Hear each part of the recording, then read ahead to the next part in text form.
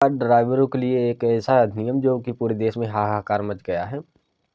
तमाम जगह से सूत्रों से खबरों से निकल के आया समूह कि ड्राइवर अपना लाइसेंस तोड़ रहे हैं। आखिरकार इस नियम में ऐसा क्या है कि ड्राइवर अपने ड्राइविंग लाइसेंस को तोड़ने के लिए मजबूर है। आखिरकार इस नियम में आप सभी ने जाना होगा कि इस नियम के अनुसार यह बताया गया कि 10 साल की सज़ा प्लस 7 लाख रुपया जुर्माना होगा यदि कोई ड्राइवर वारदात घटना से किसी व्यक्ति को टक्कर मार कर भाग जाता है। और इसी में बताया गया यदि वह ड्राइवर उस व्यक्ति को चिकित्सा सहायता दिलाता है या पुलिस थाने में जाता है इस प्रकरण में, तो उसे कुछ नरमी बरती जाएगी। ये सब बेसिक बातें आपने जानी होंगी, लेकिन हाँ, आज की इस वीडियो के माध्यम से हम यह जानने का प्रयास करेंगे आईपीसी 1860 के विषय में, जो कि अंग्रेज़ों के ज़माने का बना हुआ था। इस अंग्रेज़ों की गुलामी को तोड़ने के लिए हमारी मोदी सरकार ने एक नया बिल लाया, जिसका नाम उन्होंने रखा भारतीय न्याय संहिता 2023, जो कि एक नया अपडेट था या नई वर्जन मान सकते हैं हम आईपीसी का, जिसमें अंग्रेज़ों के जो विचार थे या कह सकते हैं उनके द्वारा जो एक थोपी गई विधि थी, उससे अलग हमारा स्वतंत्र एक विधि बनाने का प्रयास हुआ, जिसका नाम दिया गया भारतीय न्याय संहिता 2023। उसी प्रकरण में कुछ धाराओं को निकाला गया जो कि अंग्रेज़ों द्वारा बनाई गई थी, और कुछ रखा गया जो कि हमारे लिए उचित था। ऐसा प्रकरण हुआ, उसी में एक नया टर्म जो चर्चा में आया, जिसे हमने नाम दिया हिट एंड रन। आखिरकार हिट एंड रन से ड्राइवरों को दिक्कत क्या है, आप सबने इस बात को जाना होगा। लेकिन आखिरकार इसके पहले ड्राइवर थे, वाहन चलते थे, तब यदि कोई ड्राइवर किसी को गाड़ी से टक्कर मारता था, उसकी मृत्यु हो जाती थी, उस प्रकरण में क्या होता था। तो बताते चले, आज की अपेक्षा जब उस विधि की बात करें तो नियम और कानून इतने सख्त नहीं थे जिससे ड्राइवर को इतना नुकसान हो।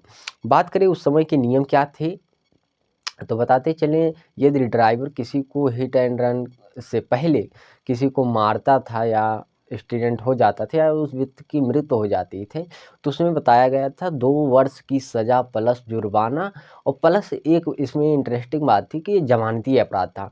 यदि ड्राइवर से इस प्रकार की कोई घटना हो जाती थी तो वह उसमें बेल पर बाहर आ जाता था, जमानत मिल जाती थी। लेकिन इस नियम की बात करें, यहाँ पर 7 साल की सज़ा है और 7 लाख रुपया जुर्माना, 10 साल की जगह 7 लाख रुपये जुर्माना का प्रावधान किया गया है। इसमें बताते चलें, ड्राइवरों के तरफ से जो एक बड़ी चिंता का विषय बना हुआ है, उनका मानना है कि यदि हम घटना में उस व्यक्ति को यदि हम चिकित्सक सहायता प्रदान करने के लिए यदि रुकते हैं, तो वो 1 लाश के बजाय 2 लाशें हो सकती हैं, या पब्लिक हमें मार सकती है, या तमाम प्रकार से प्रकरण आया है। इसका कारण क्या है? एक चौपाई है, क्षमा बड़न को चाहिए छोटन को उत्पात। तो वही है, व्यक्ति जो डिसीजन लेता है कभी भी, तो वह बड़े को ही गलती माने, यानी बड़े वाहन जो हैं उनको आम पब्लिक जनता उसको दोषी मानती है, इसमें कोई दो राय नहीं। आप ही सोच कर बताइए कि आज से सम्मुख आपकी जितनी भी घटनाएं हुई हैं जो बड़े वाहन द्वारा हुआ है, आपने गलती किसकी मानी है, बताइए। इसका जवाब कमेंट में ज़रूर दीजिएगा।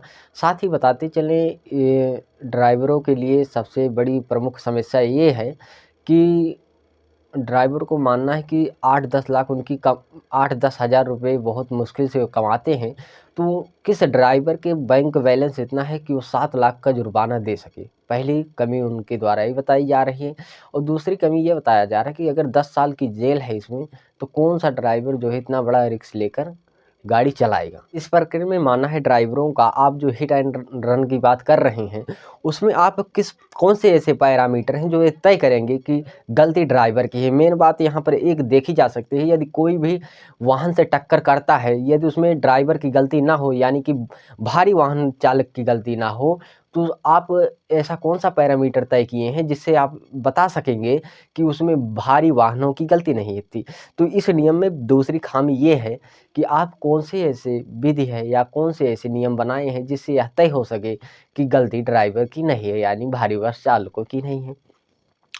और इसके पहले मोटर व्हीकल एक्ट अधिनियम 1989 में तमाम प्रकार से कानून आपने बनाए, लेकिन क्या नियम फॉलो होते हैं, इनकी जानने की आवश्यकता है। वो हमने आज इस एपिसोड के माध्यम से बेसिक बातों को जानने का प्रयास किया कि आखिरकार इस नियम से पहले ड्राइवर से यदि कोई कांड होता था उसमें क्या सज़ा का प्रावधान था, और यदि यह अधिनियम लागू होगा तो ड्राइवरों के लिए संकट उत्पन्न होंगी। लेकिन इन तमाम खबरों ने आपने जाना, इस प्रकरण को आपने सोशल मीडिया के तमाम खबरों सूत्रों से जाना होगा, समझा होगा आखिरकार इस घटना पर आम जनमानस की क्या प्रतिक्रिया है। मैं चाहता हूँ आप अपने विचारों को ज़रूर कमेंट में बताएं, और साथ ही इस अधिनियम के विषय में आपकी क्या राय हैं ज़रूर लिखिएगा। इसमें क्या संशोधन होना चाहिए, ड्राइवरों के हित में यह कानून कितना है, इन तमाम विषयों पर आप अपनी राय दे सकते हैं। तब तक के लिए धन्यवाद। मिलते हैं किसी नेक्स्ट एपिसोड के साथ, तब तक के लिए जय हिंद जय भारत।